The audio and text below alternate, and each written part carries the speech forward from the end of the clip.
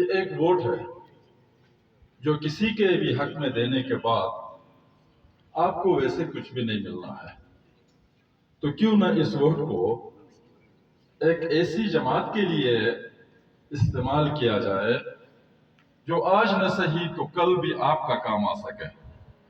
باقی لوگوں نے تو دوسروں کا کام آنا ہے، وہ آپ کے کام نہیں آ سکتے۔ وہ سیاسی مزدور ہیں، وہ مزدوری کے لیے آئے ہیں، وہ کرائے پر ہے، یہ تو مکان والے ہیں، چاہے ان کا مکان چھوٹا ہی صحیح، یہ ٹینٹ میں رہتے ہو کوئی بات نہیں ہے، لیکن اپنی زمین پہ لگایا ہے۔ ان لوگوں نے محلات بنایا ہے تو وہ ہوا میں ہے، خلا میں ہے، زمین پہ کچھ نہیں ہے۔ تو میرے بھائیو، میں یہ اپیل کروں گا اور راولا کوٹ کی اس سرزمین سے، جہاں بہت ہی طاقتور لوگ پیدا ہوئے ہیں ہر لحاظ سے زندگی کے تمام شعبوں میں، اگر نیشنلزم کی بھی بات کرے تو میں اپنے شہید دوست کو یاد کیے بغیر نہیں رہوں گا، جناب عارف شاہد صاحب، جن کی وجہ سے مجھے بارہا اس شہر میں آنے کا اتفاق ہوا ہے اور لوگوں کے ساتھ بات چیت کا موقع ملا ہے۔ بہت دبنگ آدمی تھے، بہت ہی سادہ تھے، اور یقیناً اس دبنگ پن اور سادگی میں ان کی شہادت بھی ہو گئی۔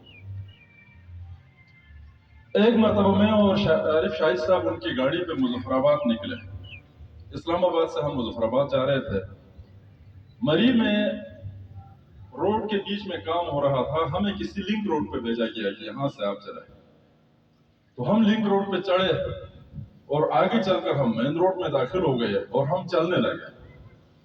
کافی آدھا گھنٹہ چلنے کے بعد میں نے مشاہدہ کیا کہ سفیدے کے جو درخت ہے، ان لکڑی جو ہے وہ کاٹ کے اس طرح کے ٹرک ہمارے ساتھ مظفر آباد آ رہی ہے۔ تو میں حیران ہوا، جناب یہ کیا ہے؟ پھر آگے دیکھا تو چائے پتی کے وہ جو پیٹیاں ہیں اور گھی کے ڈبے ہیں، اس پر لدی ہوئی گاڑی جو ہے وہ پنڈی سے وہ مظفر آباد سے پنڈی جا رہی ہے، ہمارے مخالف سمت میں جا رہی ہے۔ میں نے عارف شاہد صاحب سے کہا کہ ہم کوئی غلط تو نہیں جا رہے ہیں، اس طرح کیا یہ لکڑی جو ہے یہ مظفر آباد کیوں جا رہی ہے؟ انہوں نے کہا بیوقوف لوگ ہیں، ایسے چلنے دو۔ تو تھوڑی دیر آگے جا کر میں نے کہا عارف شاہد صاحب لوگ بیوقوف نہیں ہوں گے، کہیں ہم بیوقوف نہ ہو۔ تو میں کسی دکان میں پوچھتا ہوں، گاڑی روک کے میں نے پوچھا، میں نے کہا کہ ہم کس طرف جا رہے ہیں؟ اس دکاندار کو کہا آپ بالکل صحیح سمت میں جا رہے ہیں، ابھی وہ جو ہے باراکہو آنے والا ہے، آپ پنڈی کی طرف ہے۔ تو میں نے کہا یار ہمیں تو مظفر آباد جانا تھا۔ پھر ہم نے گاڑی واپس کی اور مظفر آباد کی طرف نکلے۔ اسی طرح ایک خطرناک جلسے میں یہاں شرکت کر کے، جس میں بڑی ہم نے باتیں کی اسٹیبلشمنٹ کے خلاف، پاکستان کے مختلف لوگوں کے خلاف، اور پنڈی میں جا کر جو ہے وہ ایئرپورٹ کے ساتھ ہم اس کی طرف اپنا کمیٹی چوک کی طرف مڑنا تھا، تو گاڑی کو ایک روڈ پہ مڑے اندر گئے تو کچھ فوجیوں نے ہمیں سلوٹ لگایا، چونکہ ہماری گاڑی کے سامنے بھی بڑا پکا جھنڈا لگا ہوا تھا۔ تو میں نے کہا یار فوجیوں نے یہاں سلوٹ تو کوئی غلط چیز ہے، یہ تو غلط ہوا۔ آگے چل کے دیکھا تو ہم ایئر فورس کے اندر جا رہے تھے، تو ایئر فورس کا وہ جھنڈا اور عارف شاہد صاحب کی پارٹی کا جھنڈا ملتا جلتا تھا۔ پھر بڑی مشمع کہا یار اس طرح پکڑا دو گے ہمیں، ان کے خلاف باتیں بھی کی اور ادھر آ کے جو ہے ہم۔ تو یہ ایک آپ کا علاقہ بہت سادہ لوگوں پر مشتمل، بہت ایماندار لوگوں پر مشتمل، بہت ہی دبنگ لوگوں پر مشتمل ہے، یہ عام لوگوں کا وطن نہیں ہے۔ یہ راولا کوٹ میں آپ کے منہ پہ تعریف نہیں کرتا، یقینی طور پر ایسا ہی ہے۔ آپ کے لوگوں نے ڈوگرے کے خلاف بھی بڑی قربانیاں دی ہے، آپ کے لوگوں نے انگریزوں کے خلاف بھی قربانیاں دی ہے، پاکستان بننے کے بعد بھی بڑی تحریکیں آپ کے لوگوں نے چلائی ہے، اور آج بھی سٹینڈ کرنے والے لوگ ہیں۔ میں چاہتا ہوں کہ سٹینڈ کرنے والے لوگ حقیقت میں سٹینڈ کریں، اس کا کوئی فائدہ ہوگا۔ اور یہ کہہ دے جناب عالی کہ نیشنلسٹ بات تو صحیح کرتے ہیں لیکن ہم ووٹ نہیں دیں گے، اس سے تو بہتر ہے جماعت اسلامی میں بیٹھ کر ان کے ساتھ ہی بیٹھا کریں۔ یہ تو غلط بات ہو گئی کہ ہم صحیح بھی ہو اور ہمیں آپ ووٹ بھی نہ دے دیں۔ یہ اس سے بھی بدتر ہے کہ ان کا ساتھ دینا، اسلام آباد کی جماعتوں کا ساتھ دینا براہ راست ٹھیک ساتھ، وہ صحیح ہے۔ تو لہٰذا میں آپ سے یہ گزارش کروں کہ یہ جو ہمیں وہ کرنے کی ضرورت ہے، اب ایک اچھی بہادر قوم ہونے کے ناطے آپ ہر معاملے میں بہادری دکھانے کی کوشش کریں۔ یہ لوگ جو آپ سے ووٹ لینے کے بعد सहूलत गारी का जो काम करेंगे, इससे कश्मीर का कोई फायदा नहीं होगा, न कश्मीरियों का कोई फायदा होगा, इससे नुकसान ही होगा। और यहाँ शऊर को बेदार करने की जरूरत है। जब तक हम शऊरी तौर पर तैयार नहीं होंगे, तब तक हमारे मामलात जो है वो खटाई में रहेंगे, हम नुकसान में रहेंगे। शऊर का मसला सिर्फ कश्मीरियों का नहीं बल्कि पूरे पाकिस्तान का है। यहाँ तालीमात जो है गलत पढ़ाई गई है, यहाँ निसाब की किताबें इंजीनियर्ड है, उसके अंदर झूठ शामिल है। यहाँ हर चीज जो है वो मसनूई तरीके से बना के पढ़ाने की कोशिश की गई है, जिसकी वजह से पाकिस्तान आज तक एक कौम नहीं बन सके, पाकिस्तान एक प्रॉपर मुल्क नहीं बन सका, बल्कि ये एक सिक्योरिटी स्टेट के तौर पर हमेशा प्रेवेल करता रहा, एग्जिस्ट करता रहा, जिसका बहुत ज्यादा नुकसान न सिर्फ पाकिस्तान को बल्कि पाकिस्तानियों को भी होता है। तो लिहाजा हम सबको शऊरी तौर पर कोई काम करने की जरूरत है। शऊरी तौर पर काम अगर हम नहीं करेंगे, नकलें उतारते रहेंगे, तो हमें कुछ नहीं मिलेगा। हम इसी तरह दबते रहेंगे, इसी तरह हम बिखरते रहेंगे, इसी तरह गुलामी के शिकार रहेंगे, और इसी तरह हमें प्रॉब्लम का शिकार होना पड़ेगा। और हमारे शऊर तो छोड़ दे, कश्मीरियों का शऊर तो फिर भी थोड़ा बना हुआ है, जो कि इनका गुलाम है। जो ऊपर आका बैठे हैं वो तो लाशऊरी की इंतहा पर बैठे हुए हैं, तो उन लोगों से तो कोई तवक्को नहीं किया जा सकता। मैं आपसे एक बात शेयर करूं, यहां इस्लामाबाद में धरने हुआ करते थे पाकिस्तान तहरीक इंसाफ के लोगों का, तो उन्हीं दिनों में मैं जीबी हाउस में था, तो किसी खोखे पे हम चाय पीने के लिए बैठे, तो धरने से भी कोई अच्छे भले जो है लीडर टाइप के लोग हमारे साथ बैठे, और वहां आपस में बातचीत हुई। तो एक आदमी, बड़ा कोई आदमी था, अभी कोई मिनिस्टर भी बना होगा, तो वो कह रहा था जनाब आली कि यहाँ पाकिस्तान में जो है ये नवाज शरीफ ने गर्क कर दिया पूरे मुल्क को, बड़ी अच्छी जमहूरियत को तबाह बर्बाद कर दिया। मैंने कहा नवाज शरीफ ने क्या गर्क किया, कौन सी जमहूरियत जनाब, जमहूरियत को उसने किस तरह नुकसान पहुंचा? तो पहले कोई अच्छी जमहूरियत थी? उन्होंने कहा ना पहले बहुत अच्छी जमहूरियत थी, नवाज शरीफ ने गर्क कर दिया, जाली जो है इंतखाबात जाली वोट से आया। मैंने कहा पाकिस्तान में असली जमहूरियत कब थी? तो उसने कहा लियाकत अली खान के जमाने में।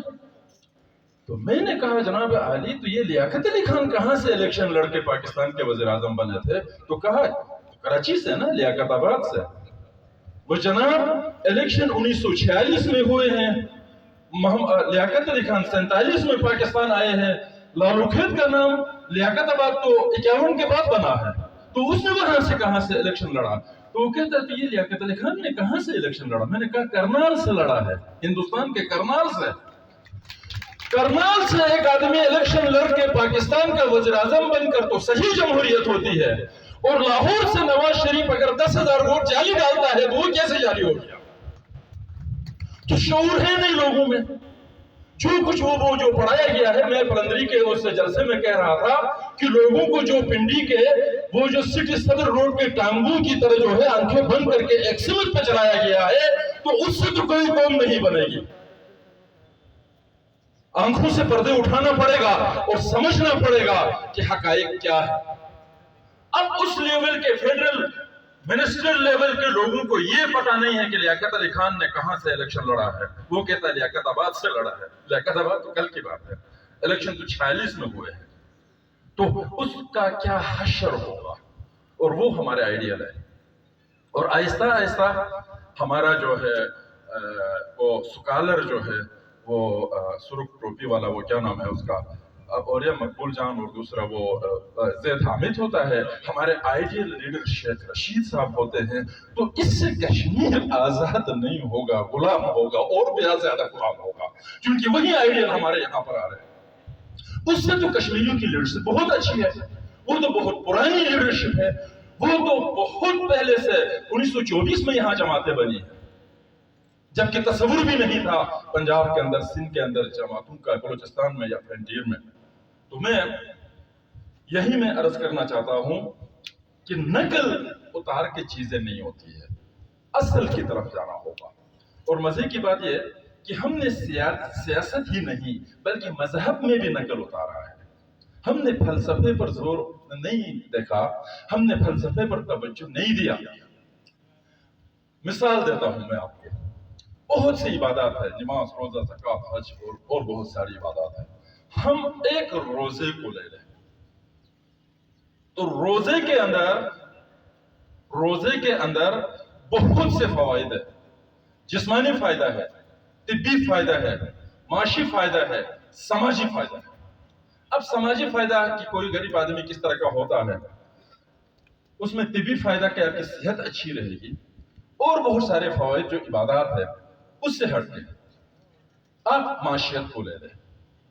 پاکستان کے اندر 10 سے 12 کروڑ لوگوں پر روزہ فرض ہے۔ 10 سے 12 کروڑ لوگ ایک دن کا دوپہر کا کھانا مس کرے، 50 روپیہ ضرب 10 کروڑ، یہ کتنی بڑی رقم بنتی ہے؟ ضرب 30 دن۔ بادشاہ ڈیم بنانے کے لیے آپ کو ورلڈ بینک کے پاس جانے کی ضرورت ہی نہیں ہے۔ لیکن یہاں کیا ہے؟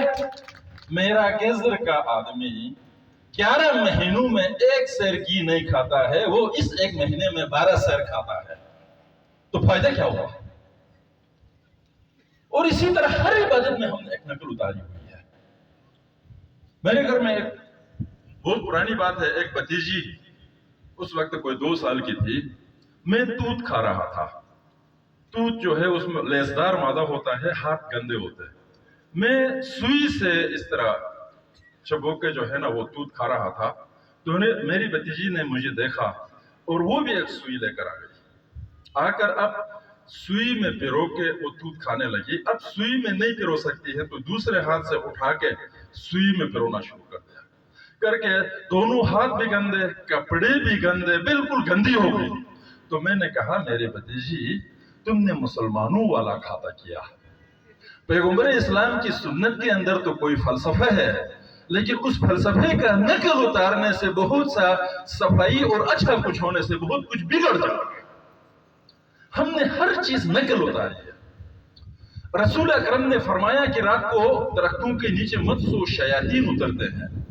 ہم 1500 سال سے شیاطین ہی ڈھونڈ رہے ہیں کہ وہ کیا ہے لیکن سائنس نے ثابت کیا کہ کاربن ڈائی آکسائڈ اترتا ہے جو صحت کے لیے ٹھیک نہیں ہے۔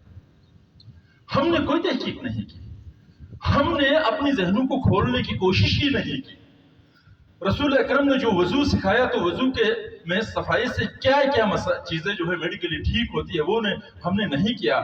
ہم نے 2 چیزوں کو مد نظر رکھا، ہمارے سامنے یا تو جنت کی لالچ ہے یا تو دوزخ کا خوف ہے، تیسری کوئی چیز نہیں ہے۔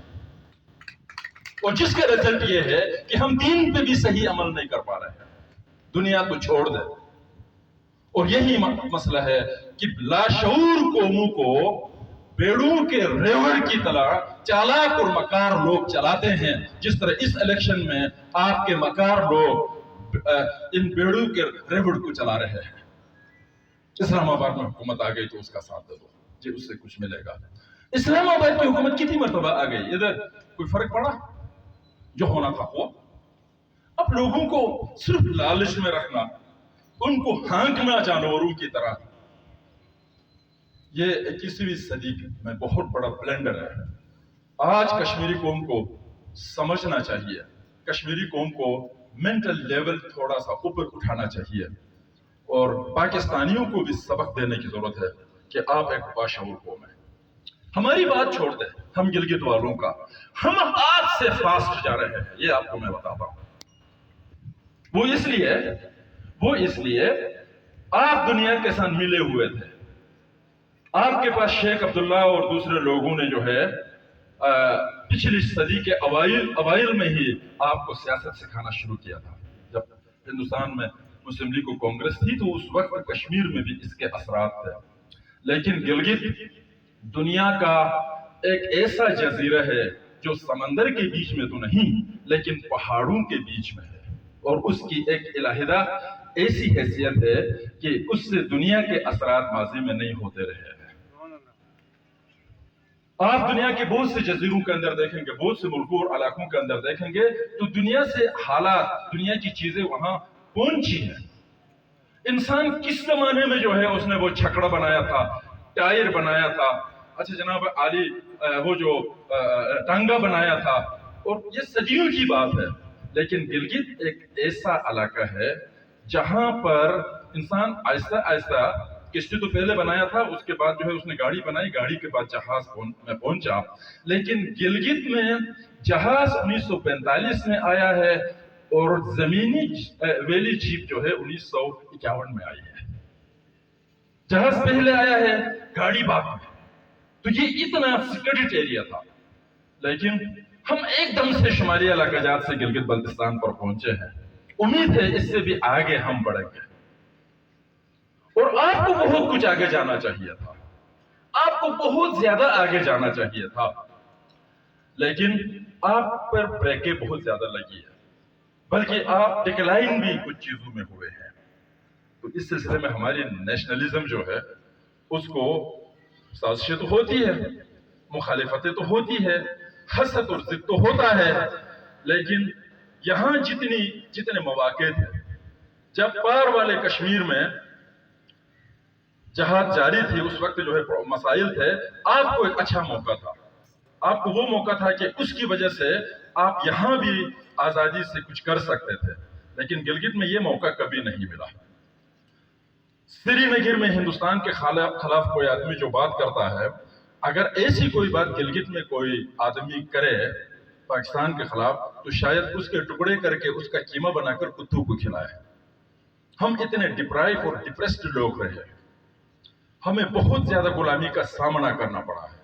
آپ کے پاس 100 کال ہی صحیح ایک صدر وزیر اعظم، 100 کال ہی صحیح ایک آئین اور سلسلہ بھی چلا ہے، ہمیں وہ بھی نہیں دیا گیا ہے. لیکن اس کے باوجود بھی ہماری نوجوان نسل بہت تیزی سے آ رہی ہے آگے.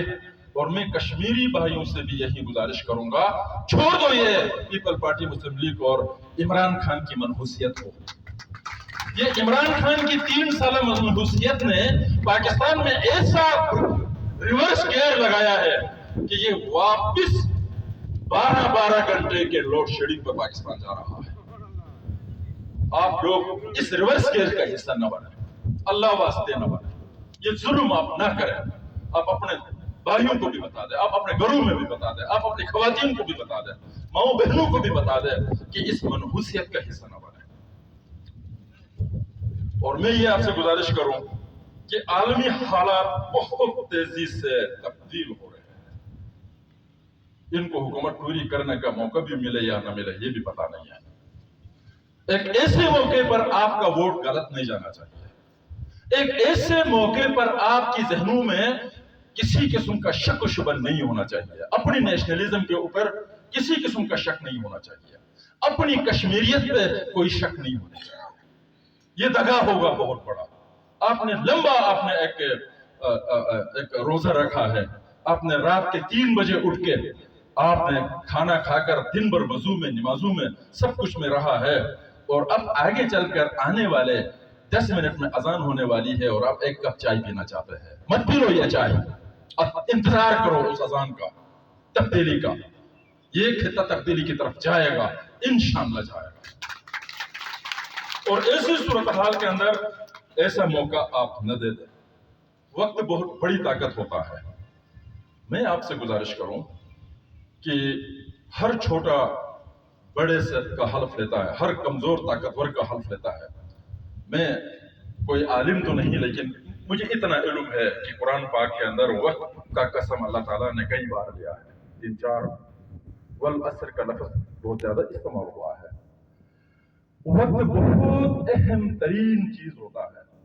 آپ بے موقع خواہ ایک لوہے کے اوپر آپ مارتول سے 50 مرتبہ مارے کوئی فرق نہیں پڑتا، لیکن جب وہ گرم ہو کر سرخ ہوتا ہے تو اس پر ایک چوٹ اثر کرتی ہے اور آپ کے منشا کے مطابق مڑ جاتا ہے وہ لوہا. یہ وقت ہے، یہ ٹائمنگ ہے.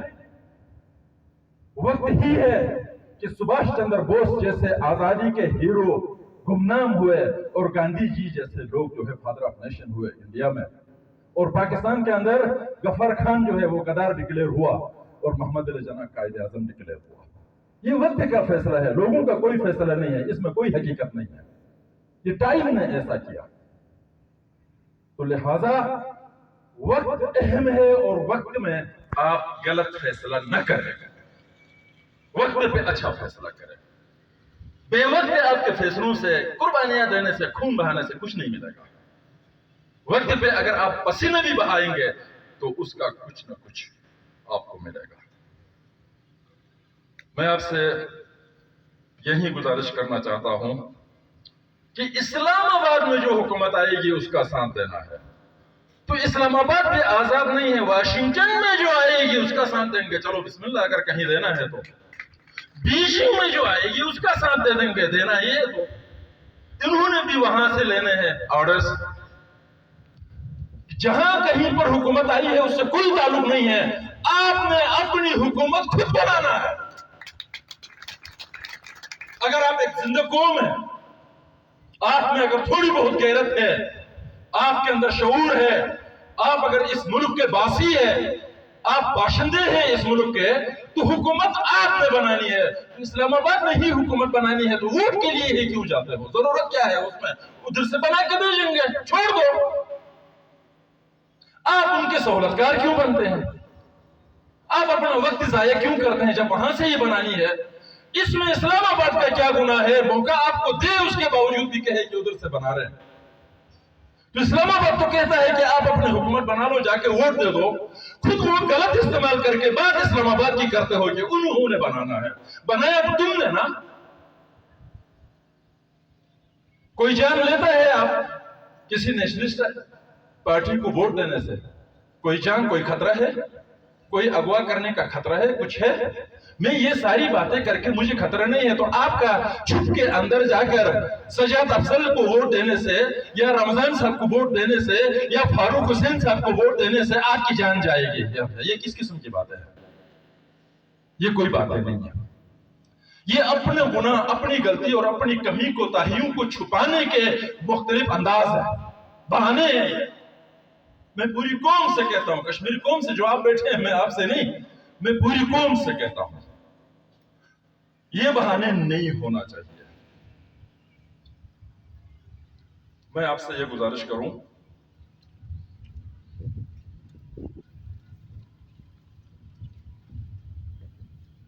لیڈرشپ جو ہوتی ہے وہ، ہم جو ہے نا، نعوذ باللہ ہم ایک خدا انسانوں میں ڈھونڈتے ہیں، وہ کبھی بھی نہیں ملے گا۔ ہمیں اپنے جیسے انسان پر توقع اور اعتماد کر کے دیکھنا چاہیے۔ آپ کو فرشتہ کوئی نہیں ملے گا، آپ کا جیسا انسان ہی ایک اچھا لیڈر پیدا ہو سکتا ہے۔ آپ کا جیسا ایک گنہگار، آپ کا جیسا ایک عام آدمی، آپ کی سماج کا، آپ کا بیٹا، آپ کا بھتیجا، آپ کا بھانجا ہی آپ کا لیڈر بن سکتا ہے۔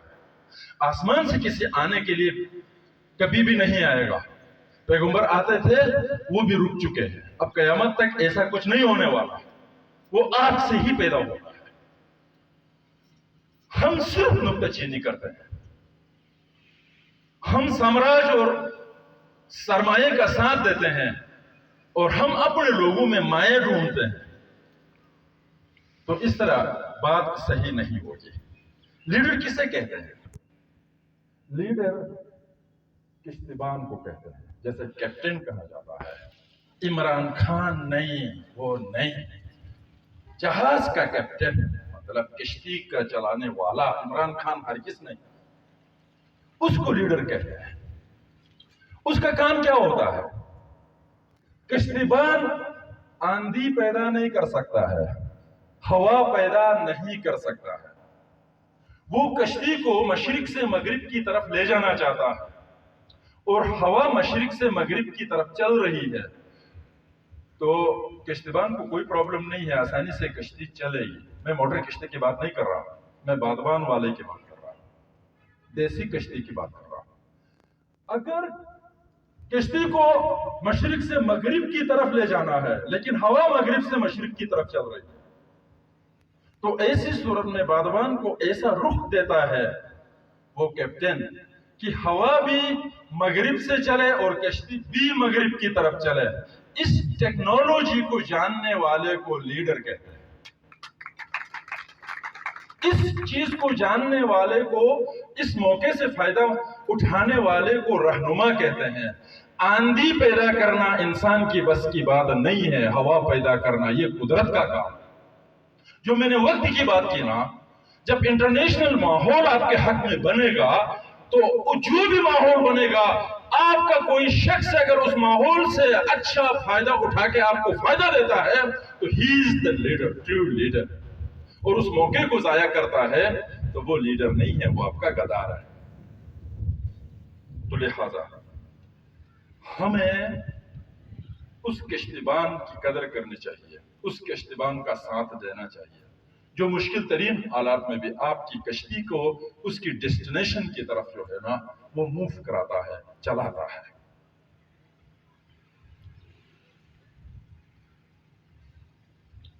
ہم یہاں پہ جو ہے کشمیر میں، گلگت بلتستان میں غلامی کے ہم شکار ہوتے ہیں۔ کیوں ہوتا ہے غلامی؟ کیوں غلامی ہوتی ہے؟ اس کی وجوہات کہیں باہر سے ڈھونڈنے کی ضرورت نہیں ہے، وجوہات اندر ہی ہے۔ کمینہ پنیاں اور قسم قسم کی جو چیزیں ہیں وہ ہمارے اندر موجود ہے، اور پھر پورے پاکستان میں بھی ایک بہت بڑا المیہ ہے۔ جرنیلوں کے بھی آپس میں جو ہے وہ کیا کہتے ہیں سینیرٹی پہ جھگڑا ہوتا ہوگا، لیکن ایک دوسرے کا ساتھ دیتے ہیں۔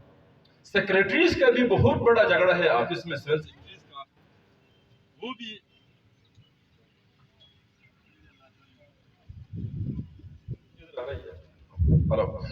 بھی ایک دوسرے کا ساتھ دیتے ہیں۔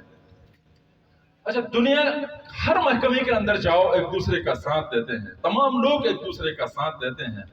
ایون دین ایک کتے پر پتھر مارو تو ساتھ والے کتے بھی حملہ کرتے ہیں۔ ایک کوے پر حملہ کرے، پتھر مارے، آپ سارے کوے آپ کا پیچھا کرتے ہیں، لیکن سائنسدان وہ مخلوق ہے جو ایک دوسرے کا ساتھ نہیں دیتے، یہ صرف لڑتے ہیں ایک دوسرے کے خلاف۔ اور یہی وجہ ہے کہ پاکستان کے اندر بھی سیاستدان ذلیل ہے، اور یہاں کشمیر کے اندر بھی ذلیل ہے کہ وہ پولیٹیکل اپنی برادری اور اپنی کمیونٹی کا ساتھ نہیں دیتے ہیں۔ اور نیشنلزم کے اندر بھی اس طرح کے حالات موجود ہیں، ایک دوسرے کو برداشت نہ کرنا، ایک دوسرے سے کوآپریشن نہ کرنا، ضد عداوت رکھنا، پروفیشنل جیلسی رکھنا۔ تو یہ تو ہر محکمے میں ہوتا ہے، ہر کمیونٹی میں ہوتا ہے، تو کیوں نہ آپ بھی ایک دوسرے کا ساتھ دیں اور حق کا ساتھ دیں۔ خاص طور پر تو میں اپیل کرتا ہوں اپنے کشمیری بھائیوں سے کہ ایک مرتبہ آپ کسی پولیٹیکل پارٹی کو سامنے لا کے دیکھیں، اس کا ساتھ دے کر دیکھیں، اس میں بھی ایک مزہ ہے، اس میں بھی ایک لذت ہے۔ آپ محسوس کریں گے اس لذت کو کہ آپ نے ایک نیک کام کیا۔ وہ لذت تو آپ لیتے رہے ہیں جو اسلام آباد کی پارٹیوں کو دیتے رہے ہیں، اور بعد میں پھر انہی کے خلاف گالی گلوچ اور ان کے خلاف جو ہے وہ تنقید، پہلے ووٹ دیتے ہیں پھر تنقید کرتے ہیں۔ تو آپ کیوں نہ ایک نیشنلسٹ پارٹی جو ہے اس کو بھی آزمایا جائے۔ تو ایسی صورتحال کے اندر میں آپ سے اپیل کروں گا کہ آپ اس جماعت کو، جو ایک انقلابی جماعت ہے، جو عوامی حکومت پر یقین رکھتی ہے، بے شک یہ نہ جیتے کوئی فرق نہیں پڑتا، ہر کام انسان جیتنے کے لیے نہیں کرتا، جیت اس کا نام یہ ہے جو ہارنے کے بعد بھی آپ اپنے ضمیر سے جو ہے آپ کھڑے رہتے ہیں، اس میں بھی جیت۔ عالمی بدلتے ہوئے حالات کے اندر خصوصاً ہمیں ایک اتفاق اتحاد کی ضرورت ہے، ہمیں ایک آپس میں بھائی چارگی کی ضرورت ہے۔ یہ کشمیر جنت ہے، اس میں کوئی شک نہیں ہے، لیکن لینڈسکیپ کا جنت ہونے سے یہ ہمارے لیے جنت نہیں بنے گا۔ اور جنت واقعی میں بنانے کے لیے جو چیزیں ہمیں چاہیے، وہ شیکسپیئر اپنے حکایات میں کہتا ہے کہ مجھے ایک دن فرشتے لے کے گئے جناب عالی جنت میں، دوزخ میں لے کے گئے، تو دوزخ میں جو ہے وہاں اچھے حلوے بھی پکے ہوئے تھے، وہاں پلاؤ وغیرہ اچھے کھانے، شربت، اچھا جناب شہد، دودھ، ساری چیزیں تھی، اور لوگوں کے ہاتھ میں لمبے لمبے جو ہے وہ چمچے بندے ہوئے تھے، اور ہر آدمی اٹھاتا تھا، کھا نہیں سکتا تھا، گراتا تھا، کوئی اس طرف کوئی اس طرف، اور بہت گند تھا، سارے بھوکے تھے، ایک انارکی تھی، ایک گڑبڑ تھا، ایک جنجال تھا۔ پھر اٹھا کے مجھے جنت میں لے گئے، تو دوزخ والا ماحول ہی جنت میں تھا، وہی حلوے، وہی شہد، وہی دودھ، وہی پلاؤ، ساری چیزیں، اور لوگوں کے چمچے بھی وہی بندے ہوئے ہیں لمبے لمبے، لیکن وہاں میں نے دیکھا ایک اٹھا کے دوسرے کو کھلا رہا ہے، دوسرا اٹھا کے تیسرے کو کھلا رہا ہے، تیسرا چوتھے کو کھلا رہا ہے، سب آسودہ حال ہے، صاف ستھری ہے اور لوگ خوشحال ہیں۔ انسان سوشل اینیمل ہے، انسان اپنی ذات کے لیے جو جیتا ہے وہ انسان نہیں ہے، وہ جانور ہے۔ اور انسان کو اپنی سوسائٹی کے لیے جیتنا چاہیے، انسان سے اپنے ملک کے لیے کوئی فائدہ ہونا چاہیے، انسان سے اپنے معاشرے کے لیے کوئی فائدہ ہونا چاہیے، انسان سے ساتھ بسنے والوں کے لیے کوئی فائدہ ہونا چاہیے۔ جب ہم یہ سارے فوائد جو ہے ہم نہیں پہنچا سکتے ہیں تو ویسے بچے تو جانور بھی پیدا کرتے ہیں، محبت پیار تو جانوروں میں بھی ہے، جانور بھی گھر بناتے ہیں، گھونسلے بناتے ہیں، خوبصورت سیکیورٹی کا انتظام ہوتا ہے، اور جانوروں کے پاس سب کچھ ہے، باقی ساری چیزیں سوائے اس بات کے بہت سے جانور اپنی کمیونٹی کے لیے بھی کام کرتے ہیں۔ لیکن انسان جو اشرف المخلوق کہلانے کے باوجود اپنی ذات، اپنا نفس اور اپنے پیٹ کے لیے جیتا ہے تو میں سمجھتا ہوں وہ صحیح معنوں میں انسان نہیں ہے۔ بے شک و شبہ دل سے پیٹ بڑا ہوتا ہے، لیکن اتنا بڑا بھی نہیں ہوتا ہے کہ آپ یہاں سے عمران خان کی پارٹی کا کوئی آدمی جتا کر یا دوسری کسی جماعت کے آدمی کو جتا کر آپ جو ہے اپنے پیٹ میں بھی کچھ ڈالیں گے، یہ کوئی ضروری تو نہیں ہے۔ 25-30 ہزار ووٹوں سے آدمی جیتتا ہے تو 25-30 ہزار ووٹوں کے لیے جیتنے والا کیا کرے گا آپ کے لیے؟ کیا سب کو تنخواہ دے دے گا؟ کیا سب کے لیے خوراک مہیا کرے گا؟ کیا سب کے لیے کپڑے مہیا کرے گا؟ یا سب کے لیے کچھ کرے گا؟ ایسا تو نہیں ہوگا۔ یہ ساری چیزیں مہیا بحیثیت مجموعی ریاست کرتی ہے، اور ریاست کوئی اسمبلی کا کوئی ممبر جو ہے وہ تو ریاست نہیں ہوتا ہے۔ آپ کسی اور کو بھی اس اسمبلی کے اندر بیچ کے دیکھیں، ہو سکتا ہے اس سے بہتر جو ہے پالیسیز بنا دے، ہو سکتا ہے اس سے بہتر جو ہے چیزیں کر سکے۔ لوگ یہ کہتے ہیں جناب علی، بہت سے لوگ الیکشن نیشنلسٹوں کا یہ خیال ہے کہ الیکشن نہ لڑنا، الیکشن نہ لڑنے سے آپ آئسولیٹ ہو جائیں گے، آپ لوگوں کے بیچ میں نہیں رہیں گے، آپ لوگوں کے بیچ میں نہیں رہیں گے، آپ لوگوں سے الگ ہوں گے تو آپ کو کسی نہ کسی دن ایک نہ ایک دن لوگوں کے بیچ میں جانا ہے، تو کیوں نہ آپ شروع سے ہی لوگوں کے بیچ میں جائیں۔ کوئی ضروری بھی نہیں ہے کہ آپ الیکشن لڑ کے جیتنے کے بعد آپ اپنے نظریات کو چھوڑ دیں۔ بہت سے ایسے لوگ ہیں جو جیت کے جا کے آدھا گھنٹے میں اپنا آپ کو تبدیل کر لیتے ہیں، لیکن ایک نیشنلسٹ جو حقیقی معنوں میں نیشنلسٹ ہے وہ کبھی بھی ایسا نہیں کرے گا۔ اور لوگ کہتے ہیں جناب علی آپ جو ہے آزادی کی تحریک بھی چلاتے ہیں، آپ پاکستان کی وفاداری کی جو ہے وہ حلف بھی لیتے ہیں، تو یہ چیزیں بھی ہے تو وہ ایسا ہی ہوتا ہے۔ کیا گاندھی جی نے جو ہے برطانوی اس کا حلف نہیں لیا تھا؟ کیا قائد اعظم نے جو ہے وہ ملکہ اور اس کے جانشینوں کا وہ حلف نہیں لیا تھا؟ جس کالونی کے اندر جس آدمی نے محنت کی ہے، کوشش کی ہے، اس نے اپنے سرزمین کے لیے حلف لیا ہے۔ اب میں نے جو حلف لیا وہ میں آپ کو بتاتا ہوں۔ میرے اوپر بھی بڑی تنقید ہوتی رہی، کیونکہ تنقید کرنے والے تو ہے۔ جب مجھے اسمبلی کا ممبر منتخب کیا گیا تو میں نے حلف جو لیا تھا پاکستان کی وفاداری کا لیا تھا، اور کوئی نہیں، لیکن میں نے کیا کہا تھا؟ I am citizen of Gilgit Baltistan. Gilgit Baltistan is under control of Pakistan according to UNCIP resolutions. Gilgit Baltistan is not part of Pakistan constitution. I am loyal to Pakistan in the context of Gilgit Baltistan conditionally. If Gilgit Baltistan will become part of Pakistan, my loyalty will be automatically extended to Pakistan. If Gilgit Baltistan will separate from Pakistan, my loyalty is with Gilgit Baltistan, not for Pakistan. تو اس میں حرج کیا مجھے پھانسی لگی؟ یہ سرکاری gazette پڑھ رہا ہوں میں کوئی اپنے طرف سے یہاں راولا کوٹ میں باتیں نہیں کر رہا، میں اسمبلی کی باتیں کر رہا ہوں۔ کوئی پھانسی پڑی؟ کچھ ہوا؟ کچھ بھی نہیں ہوا۔ میں واقعی میں پاکستان کا وفادار ہوں، اس لیے ہوں کہ میرے سپاہی بیٹھے ہیں سیاچن کے اوپر، پاکستان اور میرے درمیان اختیارات کا، شناخت کا، میری حیثیت کی جنگ ہے، لیکن یہ جنگ میں کمپرومائز نہیں کر سکتا کہ کوئی دوسرا آ کر گلگت بلتستان پر قبضہ کرے۔ یہ کام میں نہیں کرتا، اس میں پاکستان کا لوئل ہوں، میں پاکستان آرمی کے ساتھ کھڑا ہوں۔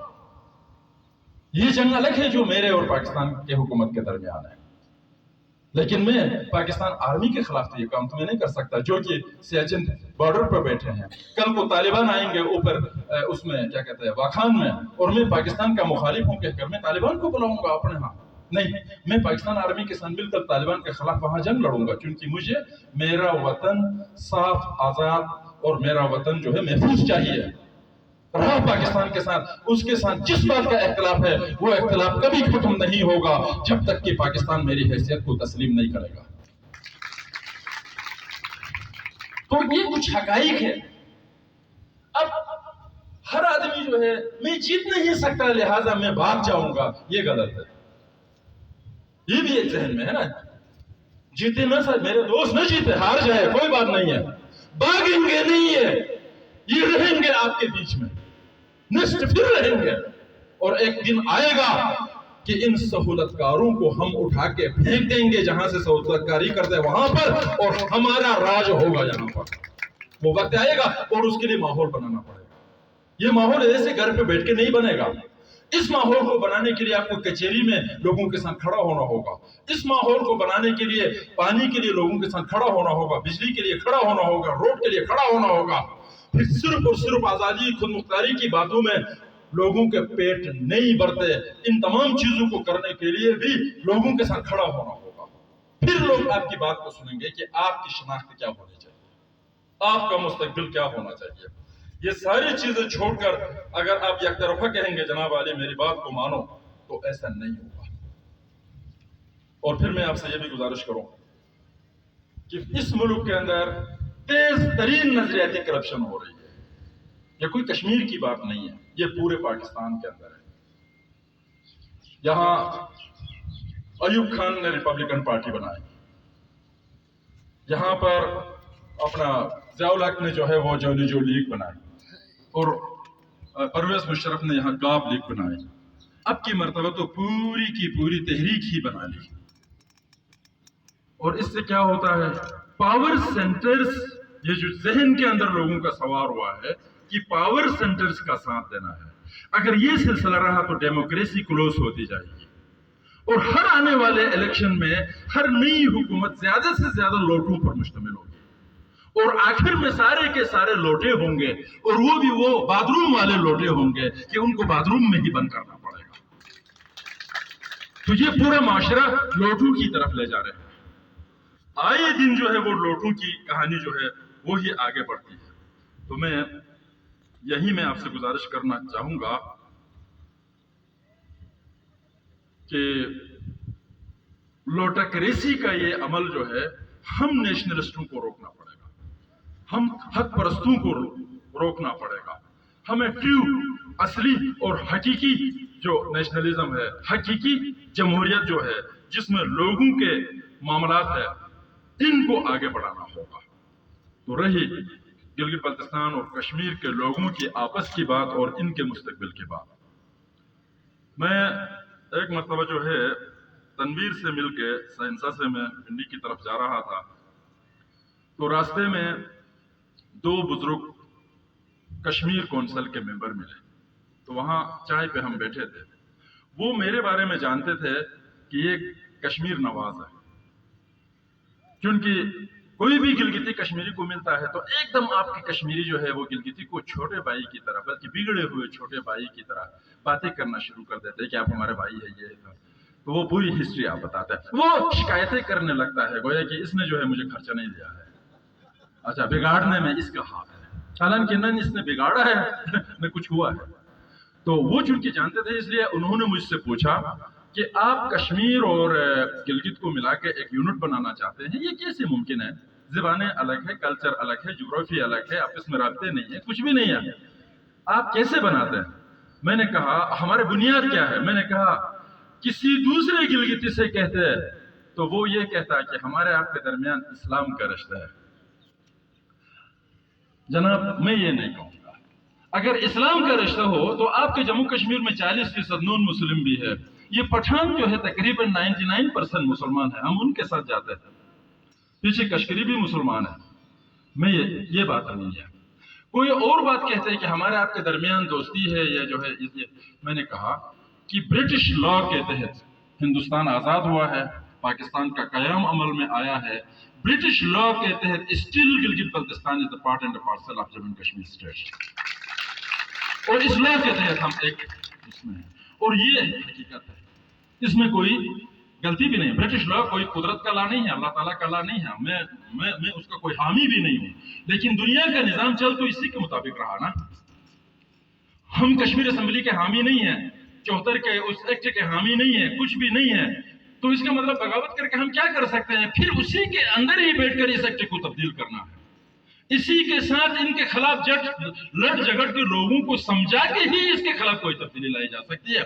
جب تک نہیں آتی ہے تبدیلی تب تک تو نظام تو یہی چلے گا، عدالتیں تو اس مطابق چلیں گی، نظام تو اس مطابق چلے گا.